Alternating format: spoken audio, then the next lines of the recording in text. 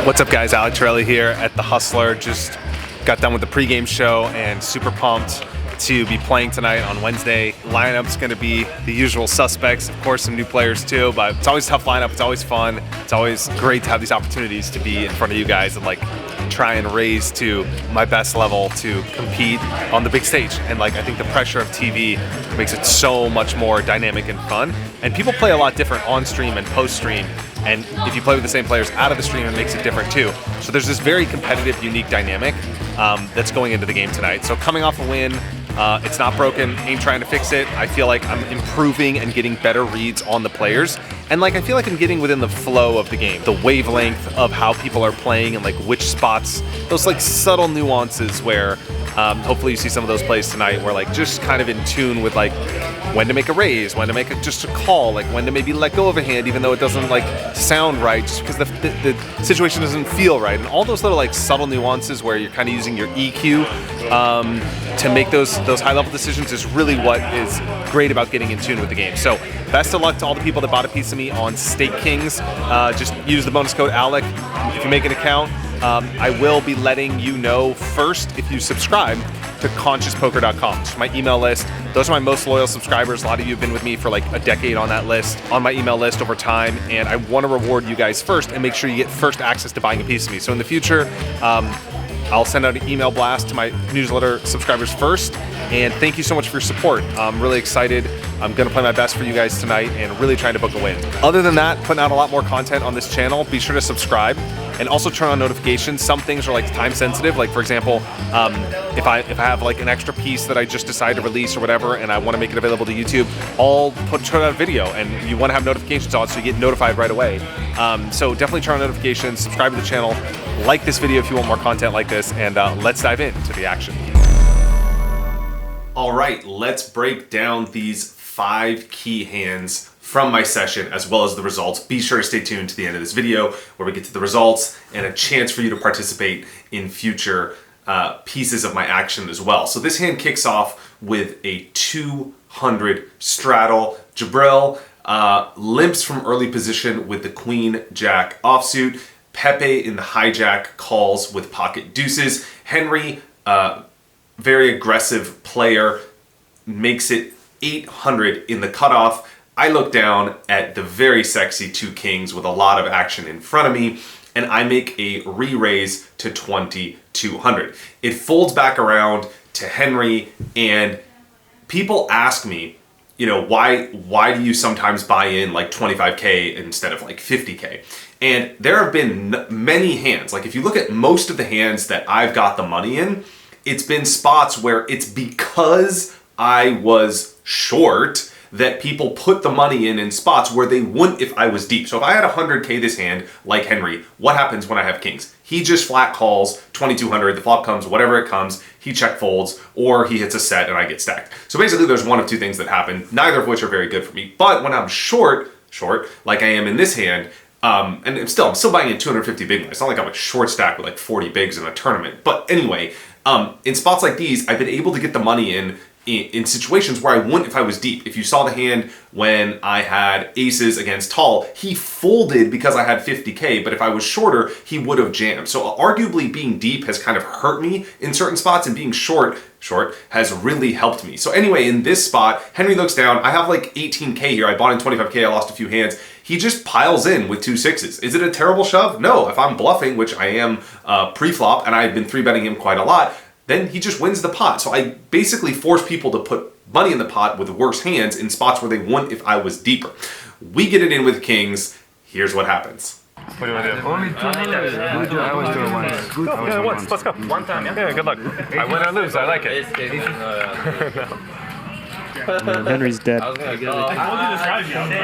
Drawing to a chop. I was gonna call it to really didn't make it. I fold 10. Who has a set? They have both ace king.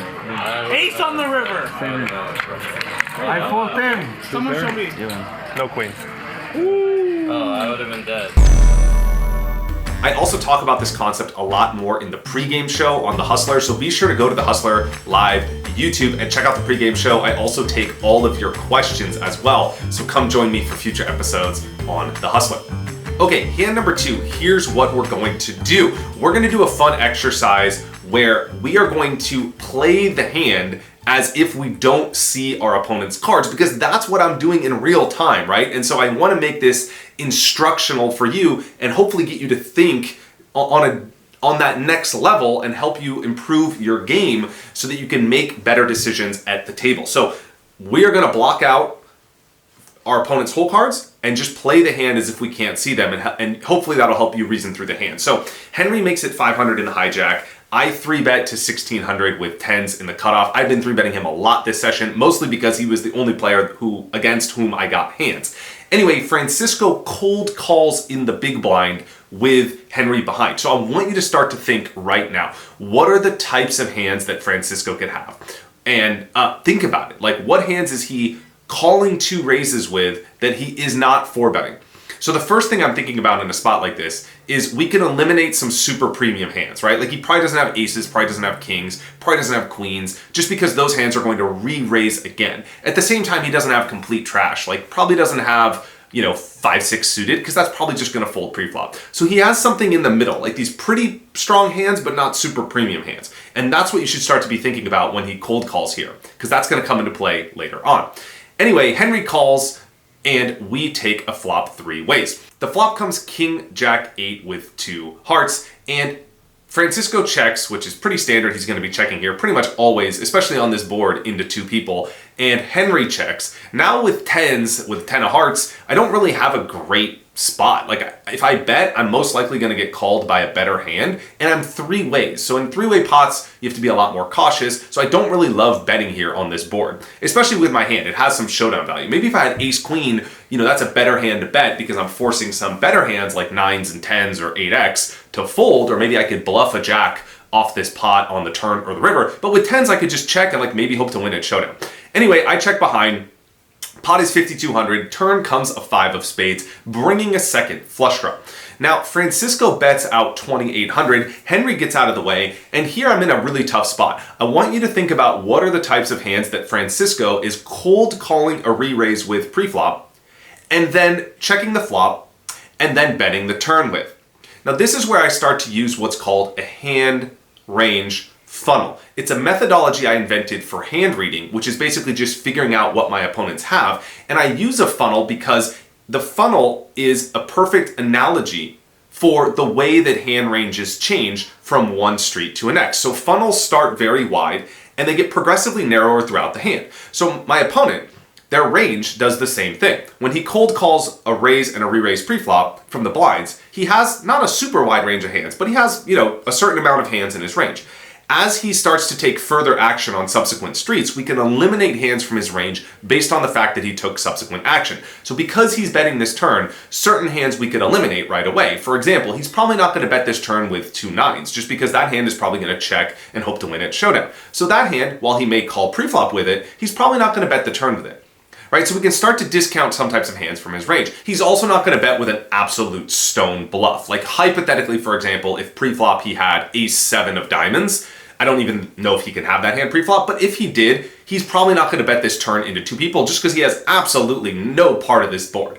So using the hand range funnel, which is eliminating hands step by step based on how your opponent takes action, we could start to figure out the types of hands he can have. So I want you to think for yourself, what are the types of hands you put him on? And I want you to do this in 2 categories. The first is put him on strong hands. Like, what are the types of hands he's betting for value? Maybe he has pairs, maybe he has sets, maybe he has 2 pairs. What are those types of hands? And the second are, what are his bluffs? And then you kind of want to intuitively weigh, like, how much value does he have versus how many bluffs does he have? Okay, so that's what I'm doing here on this turn. I understand that some of his value are like maybe king queen, maybe he has like pocket jacks, maybe pocket 8s, and he probably doesn't have ace king because that would have 4-bet pre-flop. So again, using that hand range funnel, we eliminate that hand from his range pre-flop because he did not 4-bet, therefore he cannot have that hand on the turn. And that's one of the 3 principles of a hand range funnel. So I call this turn basically picking off some of his bluffs, seeing what happens on the river, seeing if he's really going to bet again, and seeing what card comes. The river comes a 5, which is a complete blank. All the straight draws missed and all the flush draws missed. The pot is 11K, and Francisco tanks for a while and bets 4,800. Before we get to the results, what would you do here? Leave your thoughts in the comment below. All right, so in this spot, using that hand range funnel, I'm thinking about the two types of hands he could have. First, what is his value? And second, what are his bluffs? I don't think he's going to be betting a jack on this river because it's kind of thin. Like I could have pocket queens, I can have a king that checked, maybe I have ace jack. So it's like, why would he bet a jack here? That doesn't really make sense. So the types of value hands he has are hands that are better than a jack, basically like a king, maybe king queen is the most likely king. Maybe he has like, you know, jacks full or something, but I thought like, I didn't get that read, right? I can't talk too much about my specific read against my individual players because of course I'm playing against them. So when I focus on the breakdown of these hands, it's strictly about theory, kind of agnostic to who my specific opponent is, because of course I have to be mindful of the fact people could be watching and I'm playing for thousands of dollars against these people. So my read, let's say, was that he didn't have like a boat. But I think types of hands he could be betting here are like something like King Queen is the most likely value bet hand. But at the same time, what are his bluffs? Well, all of the draws missed. Ace Queen is definitely a possible bluff candidate. When people call two raises pre-flop in the blinds, Ace Queen is possible, right? Just like King Queen is possible. So I beat all of the possibilities of Ace Queen, which is really really good for me. I also beat some of these random ace X suited. Like maybe he cold called with ace 4, ace 3. Maybe he's betting with those. Maybe he also had a flush draw with those hands, right? Maybe he had ace 10 with a flush draw or something like that. So a 10-9, I block some of those hands, but these are still possible hands that I beat. So if you take his bluffs and weigh it against his value, he doesn't need to be bluffing that often for me to call here. He bet about 5K into a pot of 11K, so I'm getting a really good price. He only needs to be bluffing 25% of the time for me to justify calling. So I put all that together and I use this hand range funnel to make this hero call with 10s on the river. Let's see if I'm right. Good call. Inside. Nice hand. Thank you.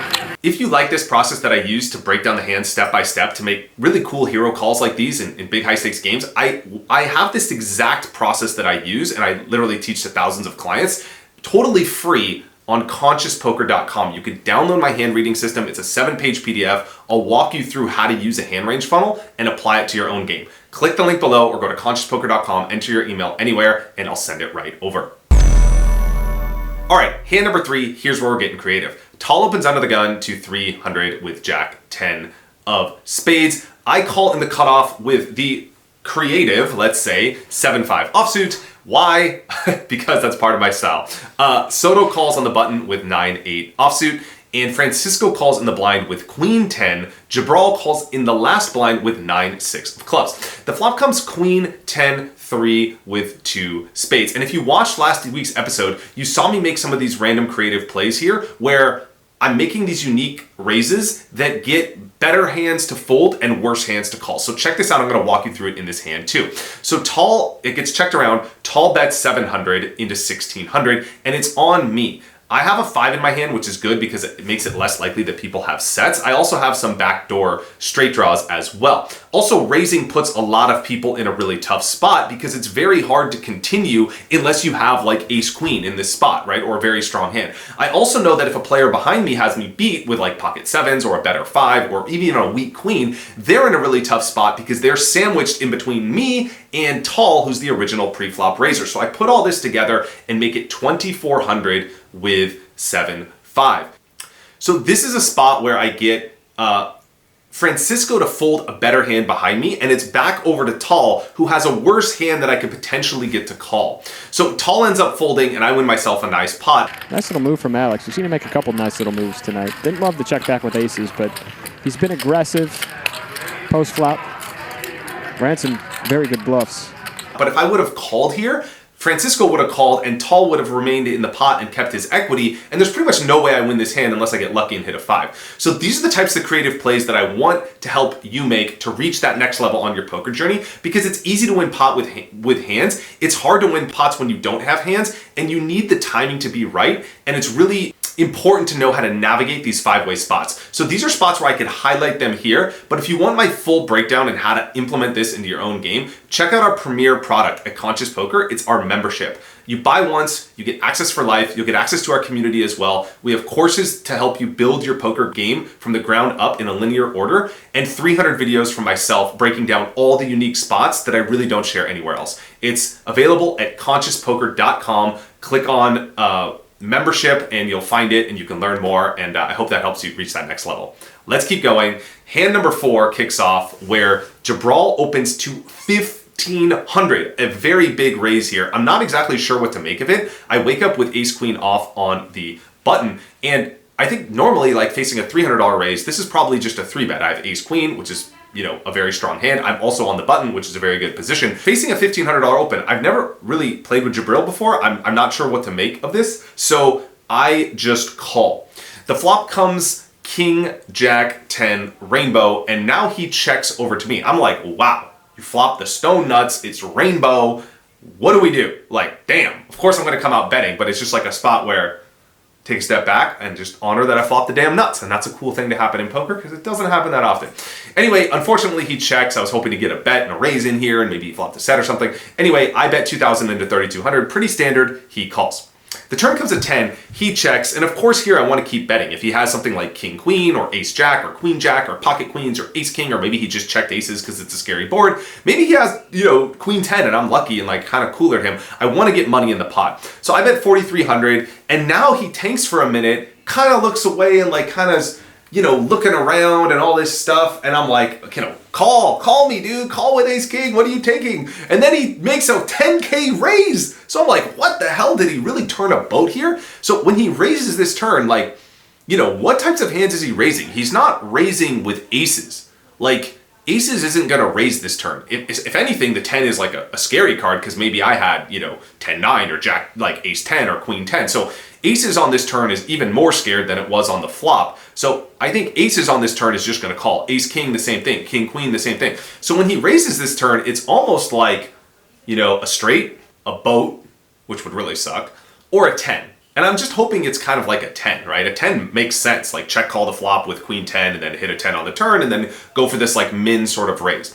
So I have a pretty easy call. I'm getting a great price. I'm in position. I can see what happens on the river. It also does bring a flush draw on the turn. Maybe somehow he turned like, you know, a pair and a flush draw and a straight draw or something like that, and he's just getting creative and raising. Anyway, I call, we take a river. It's the 5 of clubs, which is not great just because a 10 is now a lot more scared and it's hard to get value from a 10. And if he did have like that turn flush draw, of course I'm behind, and he could still have a boat. So here, if he bets big and like piles in, it really does suck for me. It's a really tough spot if he makes like a huge bet. But he bets out 10K, which is a great size for me because there's still, I mean, first of all, I'm getting an amazing price. So just mathematically, it's a great spot. But also, there's a chance that he still does have a 10. And of course, I still do beat some bluffs. Like, there's always a chance your opponent's bluffing. So he bets 10K. I have a pretty easy call, I think, here in this spot. I call, and frankly, I'm not too upset to chop the pot. Hand number 5 I'm throwing in here. This is a small-ish pot, but I think these are the spots that really make or break your night, you know? Like, everyone's so focused on, you know, the big pots when you're all in and stuff like that. And I've talked about this many times, but like those hands often play themselves. And those hands are often hands where most people would play the pots the same way. You have ace, king, queens, both people are getting it in. The reciprocity is 0, meaning you and your opponents are gonna play the hand the same way. So there's not as much edge to be gained there. But these medium pots where they could have been huge pots if you played the hand differently, or you can get away from a hand or you can get extra value from a hand, that's where the game of inches happens, and that's where the money is made in poker. So I want to highlight a few of these as well. So this hand kicks off, we have Airball raising in the cutoff to 300. Jabral calls the button, and I call with queen 10 in the last blind. So far, pretty standard, $1,000 pot. Flop comes queen 4 deuce with 2 spades, and I check. Airball now checks. Now that's really important. What types of strong hands is Airball checking with after I check with Jabral behind him on this pretty like uncoordinated board? I mean, if he has ace queen, he's betting. If he has aces, he's betting. Kings, he's betting. Queens, he's betting. 4s, deuces, he's betting. So when he checks here, he probably has like something with showdown value, maybe. Maybe he has like ace high that doesn't want to bet, or maybe like 9s or 10s or jacks that doesn't want to bet. But he's not like probably nutted here. Why would you check with a nutted hand in a small single raised $900 nothing pot? Like, you have tens of thousands of dollars behind. You want to pile in chips. It doesn't really make sense to check. So I don't put him on like necessarily a nutted hand, and maybe he just doesn't want to bluff. So it's possible he just has a hand that he's like giving up with like 7-8 of diamonds, just like no equity, and just like, okay, I'm against 2 people and I want to give up. So think about the types of hands he has, because that's really important. It's going to play into our decision on the turn. Jabral checks as well. Okay, so the turn comes a jack, bringing a second flush draw. So there's 2 flush draws now on the board. Of course, 2 straight draws now. There's quite a few straight draws on the board. I check again, getting kind of tricky. Airball bets 500, which is pretty small, like half pot bet. Jabril now calls. So I'm thinking in this spot, like, I mean, Airball can have anything. He's Airball. Like, I mean, it's not like I can put him on an exact hand at this point, but he can maybe just have ace king, maybe he has a jack, maybe he has 10-9, maybe whatever. He has a lot of those bluffs. Maybe he turned a flush draw with like 7-8 of hearts or something. Like, there's a lot of hands Airball can have. Jabril just calls the button. So I think Jabril, like, you know, kind of hoping Jabril has a jack here, because that kind of makes sense. Check the flop with like whatever, king, jack, ace, jack, jack 10, jack 9, hit a jack on the turn, facing a half pot bet, you call. Of course, he could have a draw as well. I think my queen is good here, so I just make a raise to 2,000. Kind of getting tricky. There's a lot of depth to this, and I don't want to say too much as well, because, you know, Airball might be watching, and he's already plenty good enough at poker. Very underrated, by the way. Airball's very good.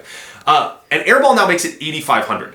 So Jabril folds, and so it's back on me, and I'm like, okay, what types of hands is Airball representing here? He has, like, you know, 3 jacks, right? There's not like all of these value hands that he can have. He doesn't have, like, you know, he's not raising here with like ace jack or like or like queen king for value. That's just not like how this hand works. So it's a spot where like there's not that many types of hands he has for value. There's potentially a lot of bluffs, right? Like there's all the straight draws, all the flush draws, all the random bluffs that are there. So in this spot, I'm facing not a lot of value and a lot of bluffs. And so I think it's easy to get caught up here with queen 10. And I had a read in this spot and I just made a big fold. And I'm really proud of this hand because I could have easily called, you know, 6,500 on the turn. Then the river comes, whatever, like another 4. I check, he bets 20K, 10K, 15K, whatever. And I still beat all the bluffs and I call. So I think this is a spot where this is where those game of inches happens. And, you know, you can really turn the tide of your session. From one hand to another. So this hand I was on, I nailed it. And I think this is the hand I'm the most proud of. Again, it's like small, it seems like an insignificant hand, but this is the hand that really stood out to me in the session. And so I wanted to share it as well. Overall, great session. I feel good about it. Check afterwards for my thoughts, my results. All right, guys, post game, this was a cool session. I feel like it was a little more uneventful. Like I didn't feel like I had that many hands. And I guess I had some big hands and you know, stuff like that, but like just a lot of the spots were just kind of like had to fold, boring. Like my VPIP I feel like wasn't as high. Like I wasn't playing as many hands pre-flop, so that kind of felt like the game was a little slower. But really curious to know if I was right, which of course you've seen by now, but my fold against Airball, that was the toughest spot of the night where I was like, I'm supposed to call here, but like something tells me this is not a good spot and I should just fold, so I hope I got that one right. But overall, happy with the session, always happy to book a win. I did win 17,500, so congrats to everyone that bought a piece on Stake Kings. I'm super excited to win for you guys. This was amazing. And subscribe to the channel, more awesome content's coming. Have a new vlog coming for my session I'll be playing tomorrow as well. So stay tuned for that, and you guys are amazing. See you in the next one.